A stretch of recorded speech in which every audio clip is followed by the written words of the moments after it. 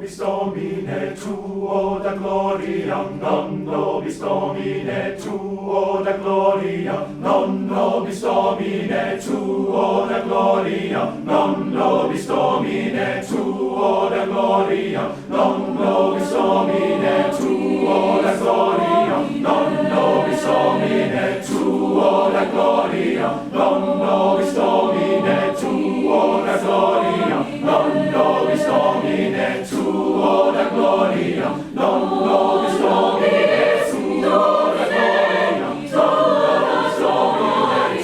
da gloriam, non nobis Domine tuo da gloriam, non nobis Domine tuo da gloriam, non nobis Domine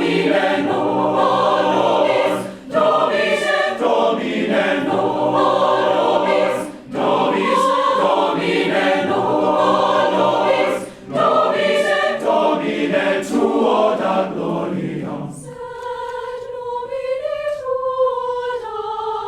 gloriam. Sed nomine tuo da gloriam. Sed nomine tuo da gloriam.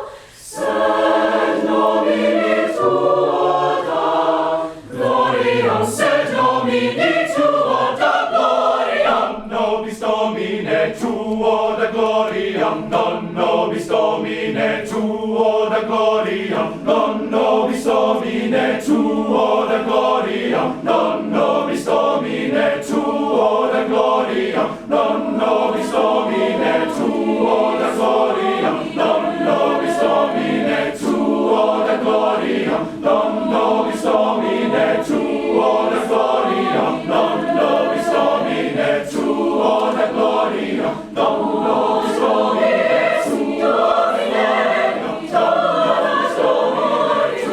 tuo da gloriam. Non nobis Domine tuo da gloriam. Non nobis Domine tuo da gloriam. Non nobis Domine tuo da gloriam.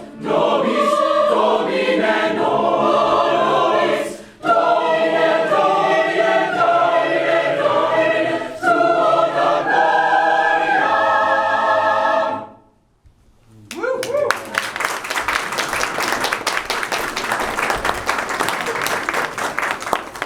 Thank you. Let me grab the mic here.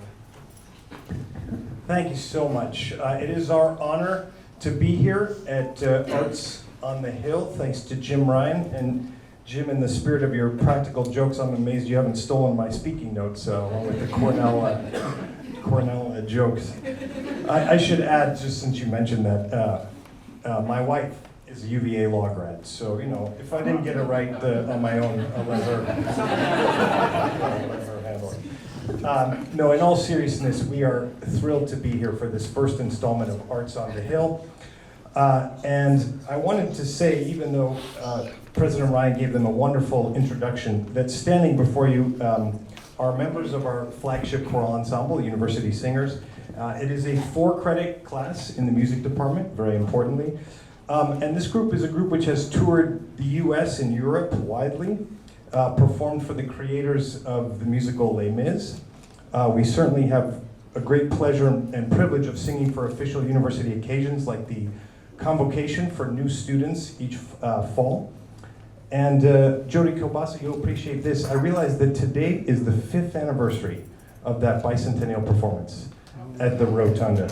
And so that was one of our great honors to perform in front of 20,000 out on the lawn in 2017, which are with our friends from the Charlottesville Symphony.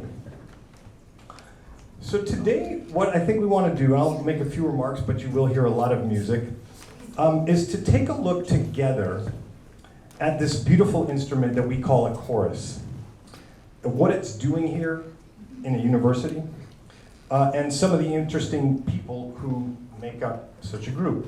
I have described it before, and I will describe it again today, as a miracle which is in reach of all of us, whether as performers or as listeners. It's one of the special things I think in life. And so I hope what we do today gives you a chance to appreciate this more deeply and hopefully continue to join us at other occasions, concerts and performances throughout the year. Now, one other thought. Chorus, as with all ensembles here, is of course part of a student's academic and cultural education, just like other classes, and in some ways not like other classes. It was something when I was their age a couple years ago. It was very invigorating for me, and it's one of the reasons I do now what I do. And it's a great pleasure to work with all these wonderful people and student artists. And we sing many different kinds of repertoire. Short pieces, pieces that are 2 hours long, pieces that are a cappella, pieces with huge orchestras, and everything in between. We sing pieces from around the world. This group's probably sung in 15 or 20 languages in the past 2 decades. So the first piece you heard, while in Latin, is actually by Rosephine Powell, African-American composer, very much alive and working today, arranging and composing.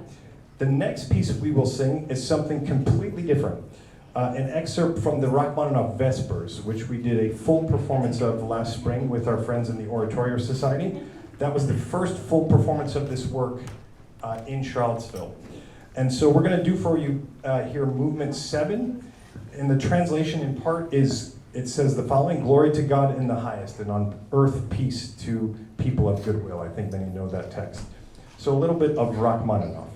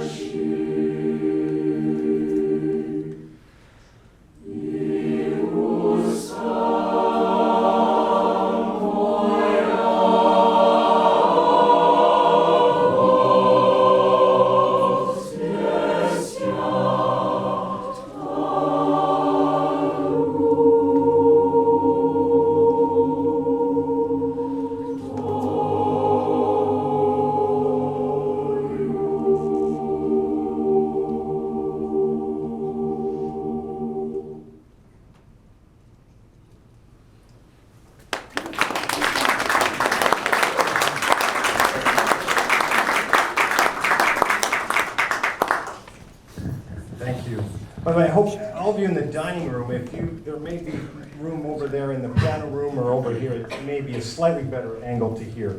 I don't know, you may want to be right by the snacks though, so up to you. I wanted to show you for a minute, since we have this wonderful instrument here and this wonderful music, in a way the anatomy of a moment of choral music. There's the moment you just heard, that huge build, which involves 11 different parts.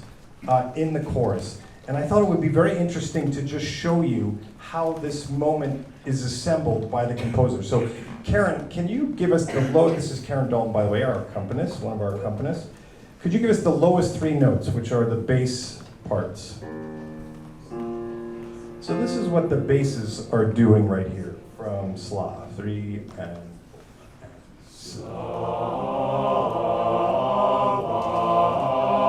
right, so here it's just kind of an undulating thing, but it will build in sound. Can I now have the tenor notes and the alto note?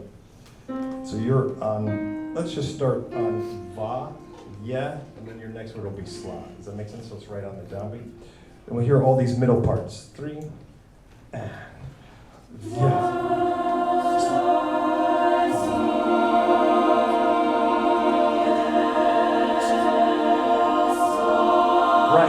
So kind of a middle texture, and then on the very top, there's 3 soprano parts, and they're kind of sliding back and forth across each other, almost like angels calling back and forth to each other. Can I hear that chord? And why don't we start on the held chords?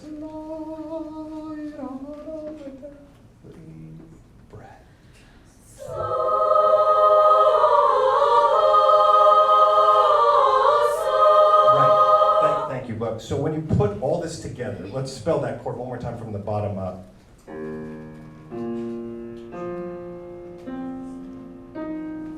I'm going to start with your Sla, and then everybody else comes in on the downbeat. Yeah? Wonderful, thank you. 2 and 3.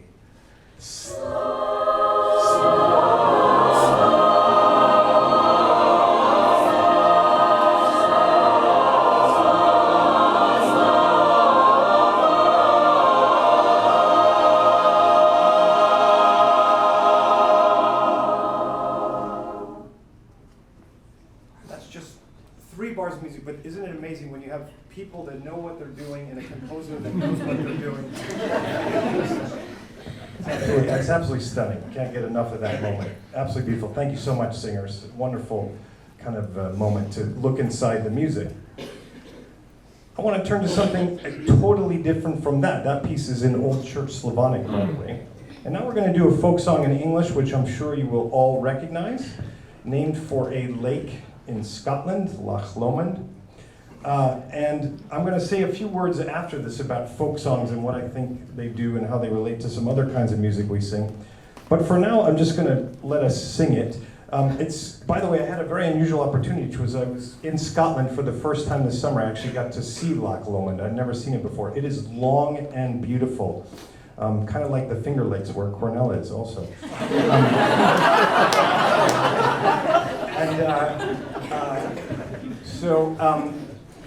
And it's one of the 2 biggest lakes in Scotland. I learned that as well. We have 2 wonderful student solos today, Ben Mata right here and James Good, who are both going to sing along with the entire chorus. Loch Lomond.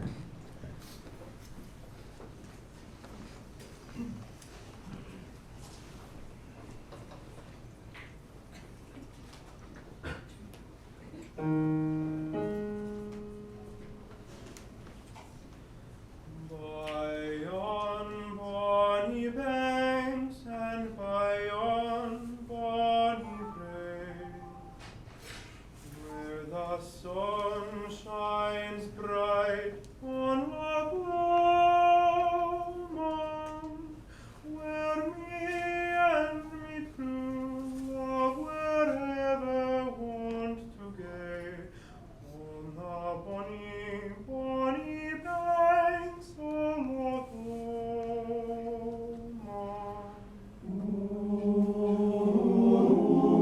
Loch Lomond.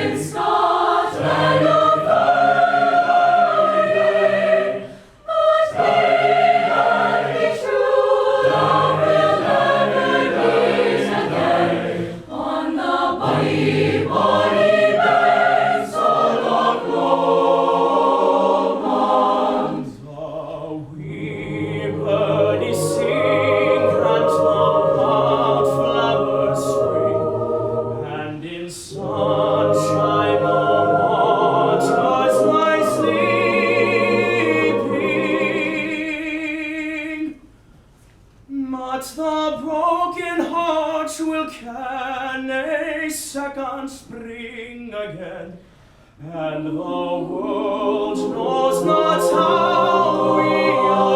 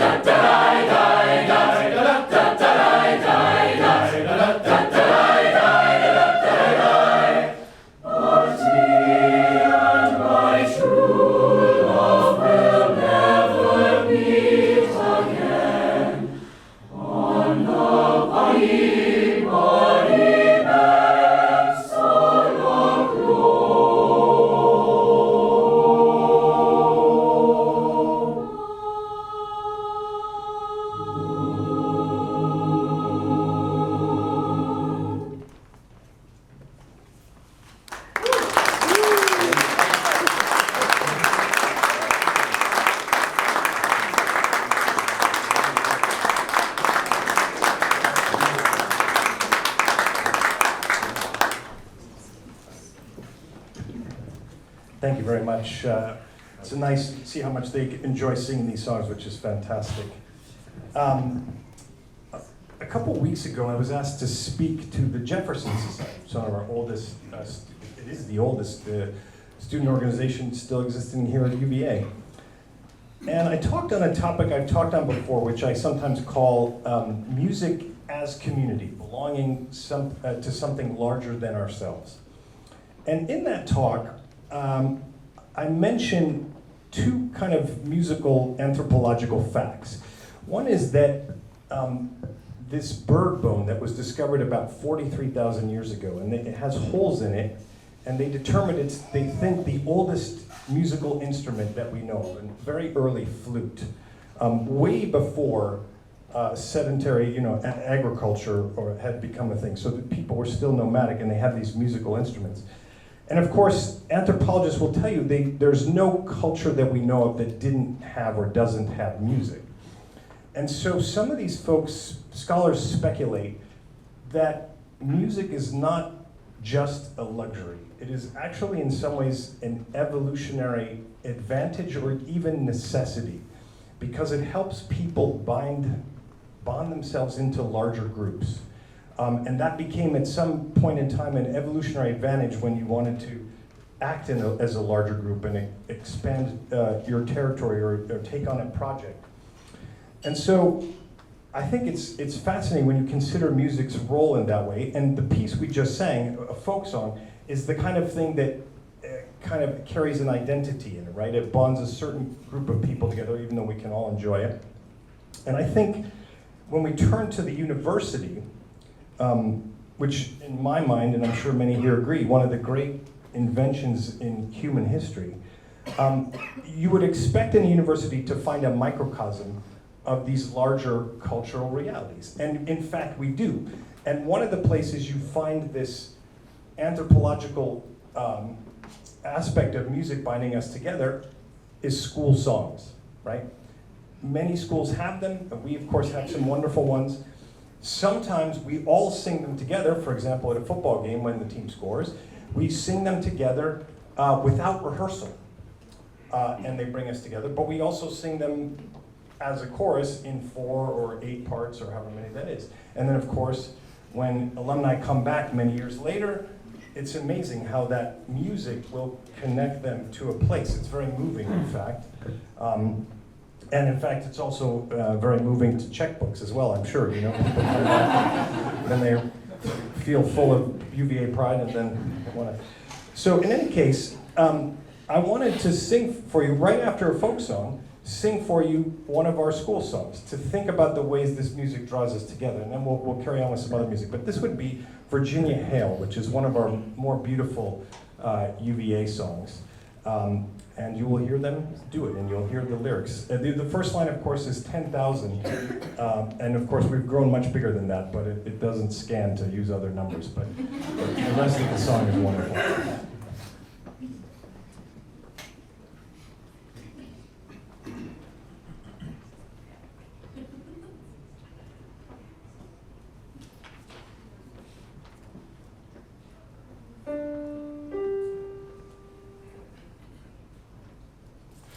10,000 voices sing thy acclaim. 10,000 hearts beat high at thy name. All unafraid and girded with good.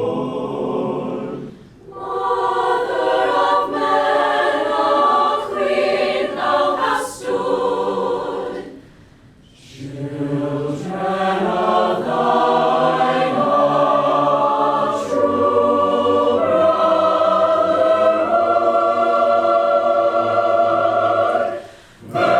Virginia, hail, oh hail! Virginia, hail, oh hail! Long let thy praises live and resound. Long let thy virtues in us abound.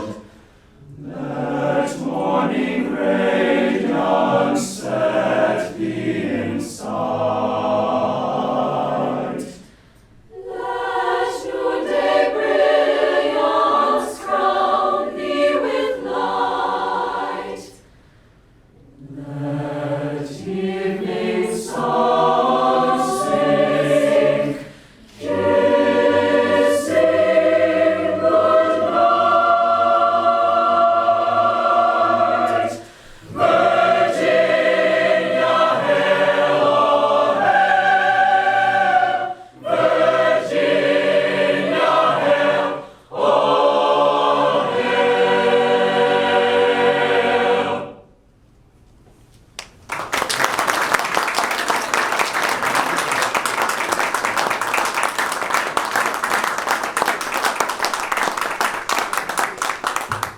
Wonderful, thank you. Yeah, thank you, beautiful.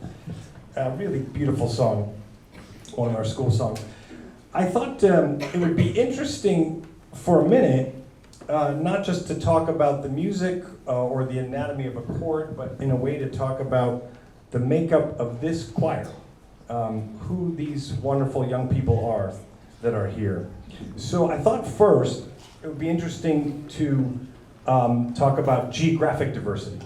And I know, yes, the common thought is that everybody here is from Northern Virginia, and there is a little bit of that, and then a few people from Southwest Virginia, but we actually have people from all four corners of the country, as it turns out. So if you are from California, raise your hand. We have several, there's three, a couple right back there, and then we have one here. We have someone right up there from South Dakota. Colleen, are you the only person at UVA from South Dakota? Or? There's one other. There's one other. Have you guys started an interest group? Or? We have somebody from Texas, I think, right behind me. So we've got the South, the North, and then of course we have a few people from the East Coast in this ensemble. We also have people from Denver and Princeton, West Virginia, Atlanta, and Augusta, Georgia, I think. So we have people from all around this country. But here's something that may be harder to see. In the last few years of university singers, and we tend to have about 85 to 95 singers in any given semester, we have had students who are the They are American citizens, but the children of immigrants from around the world. And I just want to read you a list of countries where we have had students from, meaning their parents actually emigrated from these countries. This is just in the last few years. Bolivia, China, Colombia, Croatia, England, India, Iran, Iraq, Japan, the Philippines, Taiwan, Venezuela, and Vietnam. That's just a partial list, but it's really amazing to think the different cultural heritages that all these people bring from their families here into the room. So really quite fantastic. There's another way we can think about diversity here, which is what are these people studying? And you will be amazed maybe to find out that by far the majority of them are not music majors, even though they are very talented musicians. Do raise your hand if you are a music major. I think we have about 20, yeah, wonderful, go music. There's about maybe just under 20% that are music majors, and that number fluctuates a little bit, but that's about where it normally is. And so I think one thing for you to keep in mind is, at this kind of university, which is kind of, in some sense, treasures and thrives on the liberal arts, that all these people choose to make this a part of their life and pursue musical excellence as part of their education, even though they are studying many other things. Now, of course, I would argue it's not only great for their education in the university, but I'm sure it's a wonderful balance in your lives when you have your electrical engineering problem set and you can come be part of this community, right? So we try to pursue those two things together, musical excellence and a family. But they come from all across the colleges, as President Ryan mentioned, and I'll just read a few other majors we have here. English majors, Chinese, biology, cognitive science, neuroscience, religious studies, classics, computer science, astrophysics, Baton School, nursing, art history, and of course, undecided. Or as they call it, fun decided. So I've had the pleasure in my years on faculty, I've met a lot of very interesting people in this group. Some of them who are going to go on, hopefully make music the rest of their lives, but they will excel in many other fields. I'll just give you one very unusual example, and I think her major was astrophysics. Her name is Chelsea Bailey. She graduated about 10 years ago, and she was an alto. And last year, when we sang the national anthem at the football game on 9/11 for the 20th anniversary of 9/11, they told me there's going to be an Air Force flyover. And the next day they called back and they said, we are very excited to tell you that the lead pilot on the flyover is one of your own former students. And it was Captain Chelsea Bailey, U.S. Air Force, who was flying an F-22 or one of those incredible planes. And I must say, if you guys remember this, her timing was impeccable. I mean, she flew across on the very last chord of the anthem. It was a very stunning moment, incredible. So it's amazing what these folks go on to do. I should also say, in the tradition of UVA student leadership, while this is obviously a faculty-led ensemble and class, we do have many student officers who are incredibly necessary for the functioning of the group. Could you raise your hands for a minute if you're a student officer? Yeah, wonderful.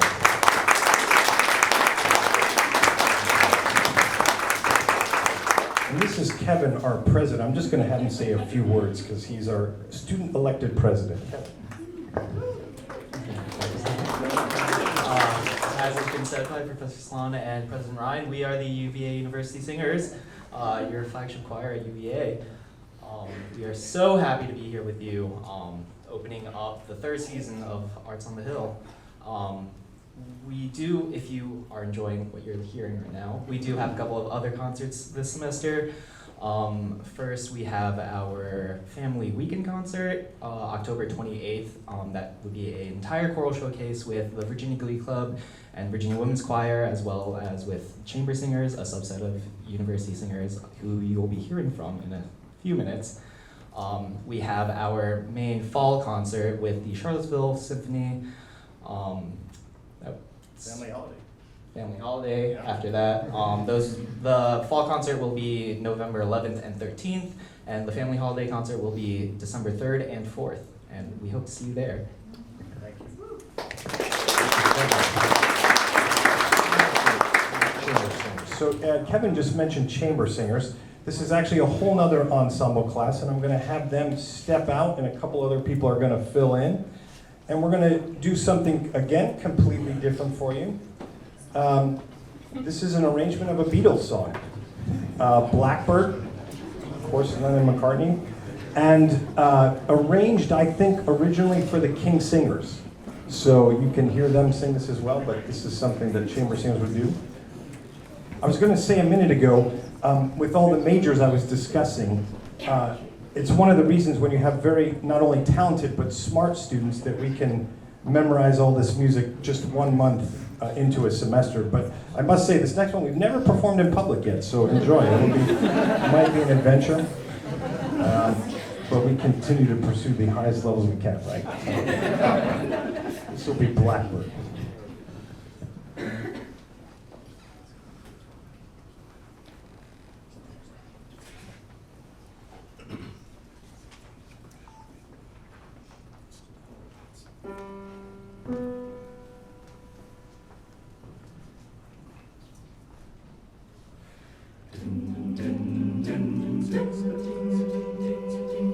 Blackbird singing in the dead of night.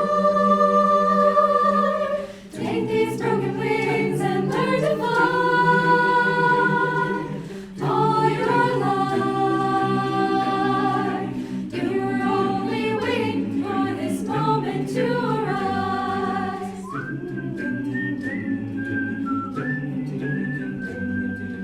Blackbird singing in the dead of night. Take these sunken eyes and learn to see. All your life, you were only waiting for this moment to be free.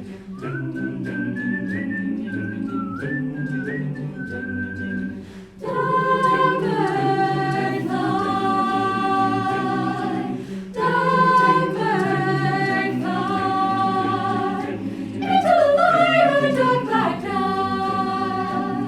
Blackbird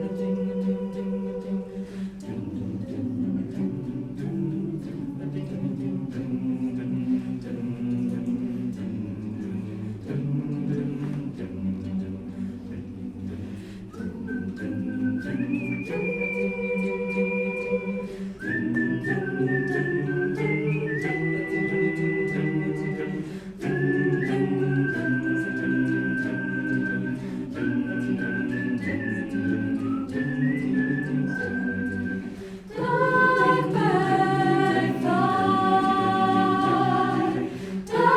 blackbird fly, into the light of a dark black night.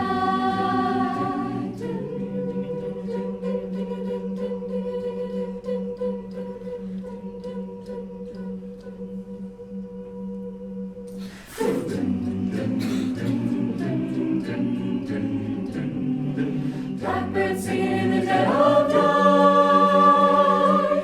Take these broken wings and learn to fly.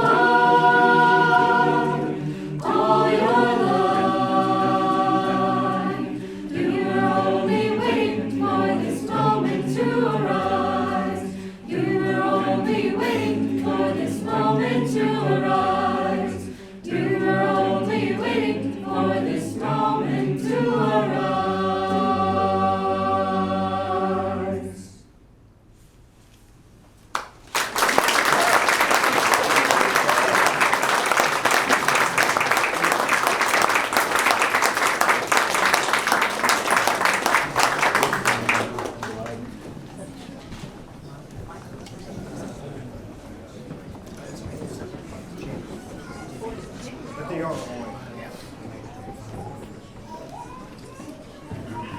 Thank you. So we're just going to do 2 more selections for you today, but just a couple more thoughts as we're moving through the latter part of the program. The next piece we're going to sing for you is called Let My Love Be Heard. It's a very beautiful, powerful piece. The students, I think, truly enjoy singing this work. The composer, Jake Runestad, is a younger American, and during the pandemic, when life became very difficult for singing groups, for example, not to mention everybody, We actually had a chance to Zoom with a number of leading American composers. This included Alice Parker, it included Eric Whitacre, very famous in the choral world, and also Jake Runestedt, the composer of this next piece. I'm going to read you the text, and then I'm just going to offer a few thoughts, and then we'll sing it. Let me just find my score here. It's a short text, but very powerful. Poem by Alfred Noyes. Angels, where you soar up to God's own light, take my own lost bird on your hearts tonight. And as grief once more mounts to heaven and sings, let my love be heard, whispering in your wings. That's the poem. That's what we're going to sing here in a minute. Before I do it, I wanted to share with you a thought. And I've probably said this before elsewhere, but I'll say it again. Two quotes help me make this thought. The first is from Jefferson. People love to quote Jefferson as saying, music is the favorite passion of my soul. He did say that. But what they always leave out is the very next line in this quote, which is, it is too bad fortune has cast my lot in a country in which it is in a state of deplorable barbarism. That's what he said about music. And of course, he was an amateur violinist. He had lived in Europe. He cared a lot about musical culture. So I think what that quote shows us is, in part, the value of cultivation, right? So there are some songs we sing them together and we have fun singing them together. Music should and does belong to everyone. But just like we have intramural basketball and then we have Tony Bennett basketball, it's the same with, just to kind of sing along with people and then having a group like this cultivate their talent and cultivate the art of choral singing to make music together. And I'll give you another quote that kind of, I think, inscribes the importance of this. If you go to the Kennedy Center, I'm sure many of you have, there are words of JFK on the wall there in the lobby. And this is what it says. The life of the arts, far from being an interruption, a distraction in the life of a nation, is very close to the center of a nation's purpose and is a test of the quality of a nation's civilization. And so too with the university.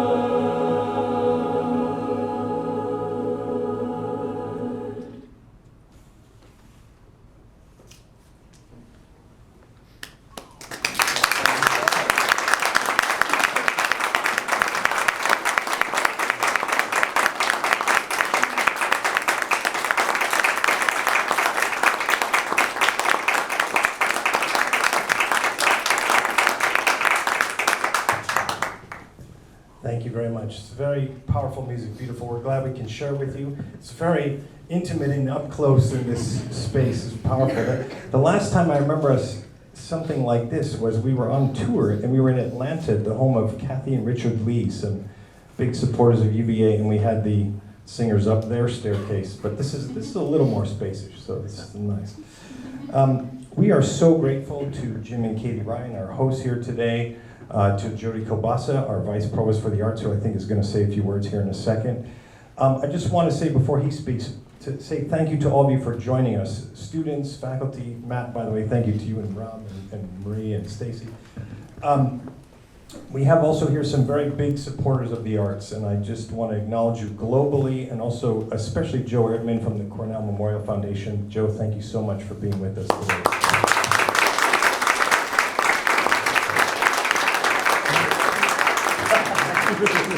Classic style, yeah, but we're deeply grateful. The applause would go on for quite a while.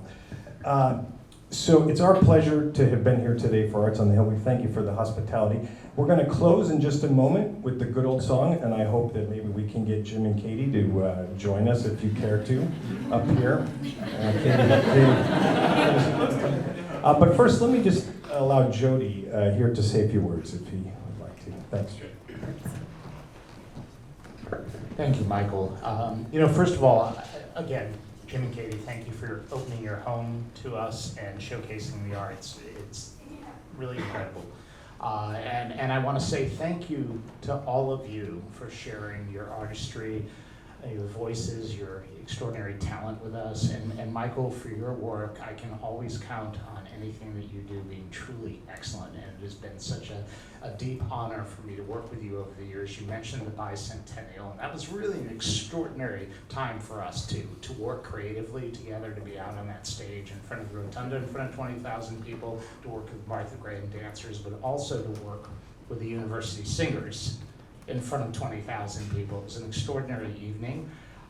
We also got to work on Bernstein's Mass, and I might thank Kerry Turner as well for his support of that. That was an extraordinary So we shared a lot of special moments during our time here, artistically and creatively, so I'm grateful for that.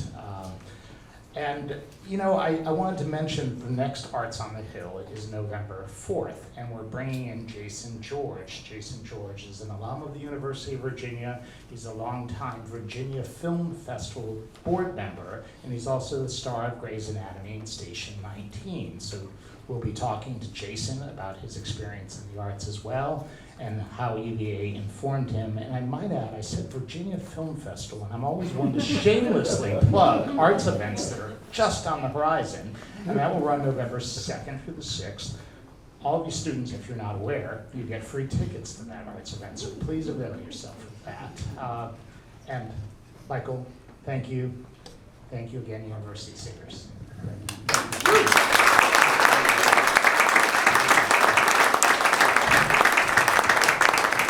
So we have a couple singers out here who I think we have a few alumni, and we'd like to invite them to join us for the good old song. So come on up and from the corners, wherever you are. Yeah, Sarah, Catherine, Ben is here, I think, somewhere.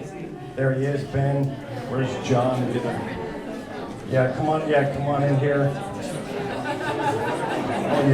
Thank you so much, everybody. We hope to see you soon at University Singers performances.